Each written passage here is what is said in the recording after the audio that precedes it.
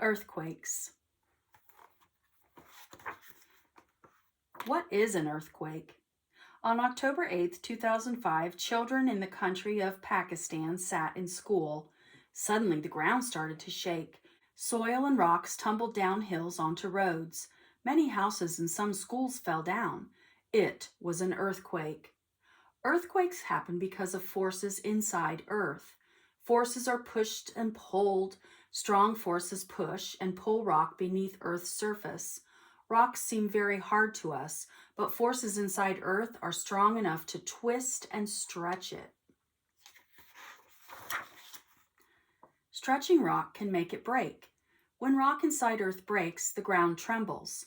Shaking ground is called an earthquake. Strong earthquakes can cause a lot of damage. Chapter 2. Could earthquakes shake your town? Earthquakes begin in rock that is buried beneath Earth's surface. They can happen anywhere, but some places have more earthquakes than others. Seismologists are scientists who study earthquakes. These scientists have carefully studied Earth's surface. They think they know why earthquakes happen in some places more than others. About 10 large slabs of rock cover Earth's surface. Slabs are thick, flat pieces. These rock slabs are called plates. They are much thicker than dinner plates, though. Earth's plates are about 60 miles thick. They are thinner under the ocean and thicker under mountains. Earth's crust makes up the top part of each plate. The crust is the outside layer of Earth. Beneath the crust is the layer of Earth called the mantle. Part of the mantle forms the lower part of the plates. The rock that makes up each plate is often brittle. Brittle rock cracks easily.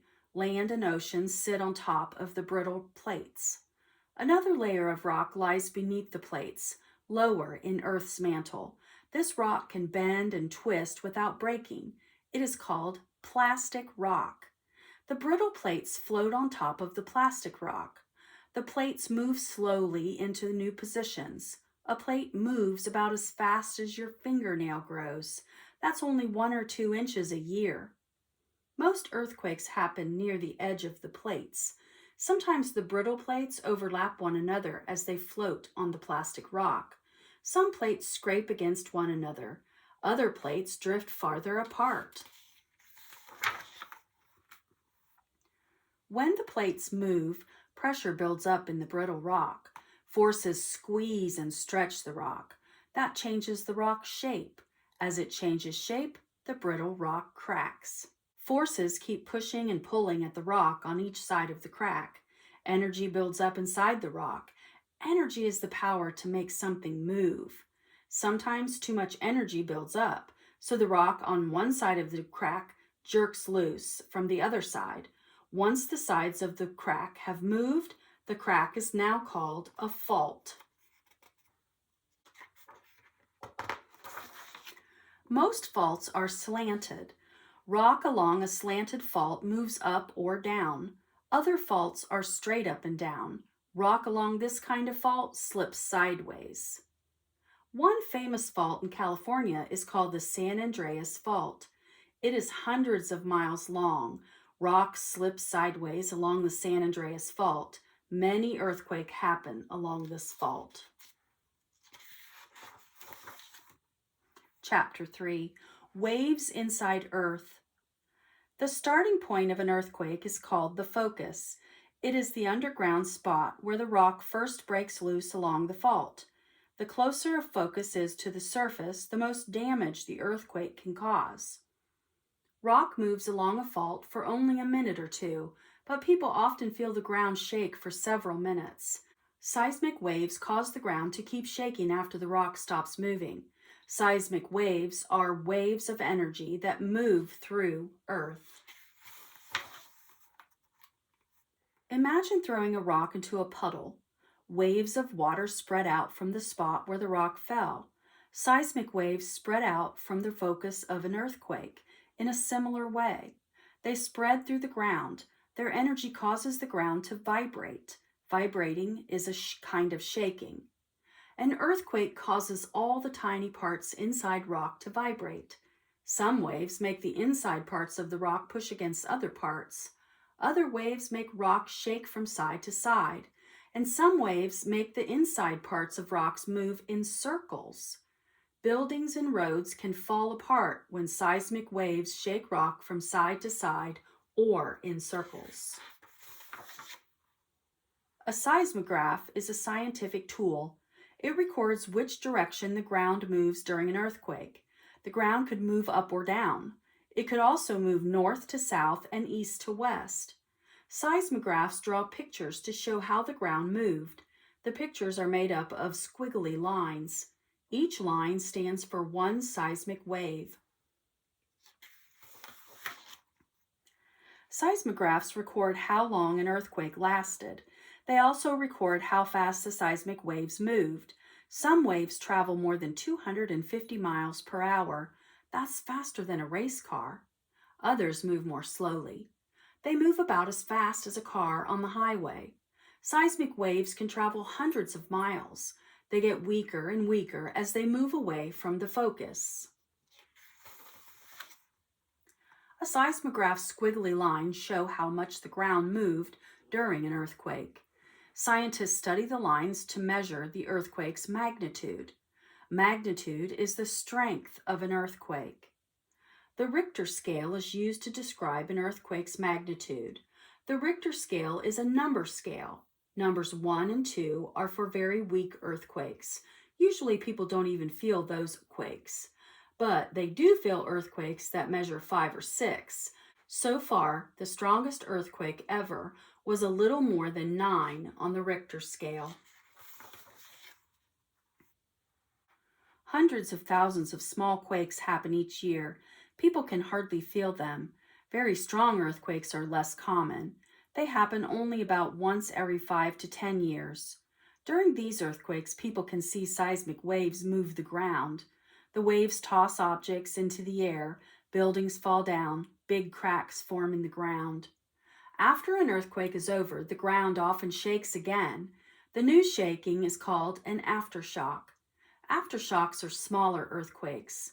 A large earthquake can have many aftershocks. Chapter 4. What happens next? In an earthquake, seismic waves make the soil vibrate. Sometimes the soil and rocks on the side of a mountain shake loose. They tumble and slide downhill. The sliding soil and rock is called a landslide. Roads are often buried by landslides after an earthquake. If houses are on the mountainside, the soil and the rocks can bury them too. Sometimes earthquakes happen near bodies of water. When the ground shakes, the water moves. It mixes in between the tiny pieces of sand and soil. If you step on the watery ground, you might sink into it. Sometimes buildings sink into the ground when the soil under them becomes watery. Some earthquakes happen below the ocean. They can cause a special kind of wave. The wave is called a tsunami. A tsunami races across the ocean's surface. It can travel almost 500 miles per hour. A tsunami is not very tall when it is far out at sea, but it gets bigger as it gets closer to the shore. By the time a tsunami reaches land, it can be 50 to 100 feet tall. In December 2004, a huge earthquake happened beneath the Indian Ocean. It was one of the largest quakes in history. The earthquake started tsunamis. The tsunamis spread quickly across the ocean. They hit the countries of Thailand, Sri Lanka, India, and Indonesia. Some waves hit Eastern Africa. People did not expect the tsunamis. They did not know to go to higher ground. Many people died. Chapter 5. Be prepared. Many people live and work in areas where earthquakes happen. People might live there because the weather is nice. Maybe the ground is good for growing food. Fortunately, people can do things to keep themselves safer in an earthquake. First, go to the safest place possible. If you are outside, move away from buildings. Stay away from electrical power lines. Don't go near objects that could fall and hurt you. If you are in a car, stop the car in a safe place. Stay in the car until the quake is over. If you are inside a building, stand in a doorway. Doorways don't fall down as easily as ceilings or walls. If a doorway is not nearby, hide under a big table or desk. It can protect you from falling objects. Stay away from windows and large mirrors. They can break. Never go into an elevator during an earthquake. If the electricity goes out, an elevator may stop between floors. When the shaking stops, go outside. Some damage may be hard to see at first. The building might still be dangerous. Don't go back inside until an adult makes sure the building is safe. Buildings can be made so that they are less likely to fall down in an earthquake. Tall buildings can be built with materials that let them swing back and forth. This lets the buildings move without breaking. An earthquake then cannot easily break apart the building. In some countries where earthquakes happen, people build their homes with bricks made of mud. Mud bricks break apart in an earthquake. Falling bricks can hurt people, but mud homes can be built safely too. People can make the walls out of sticks, long grasses, and leaves. Then they can spread a thin layer of mud and cement on top.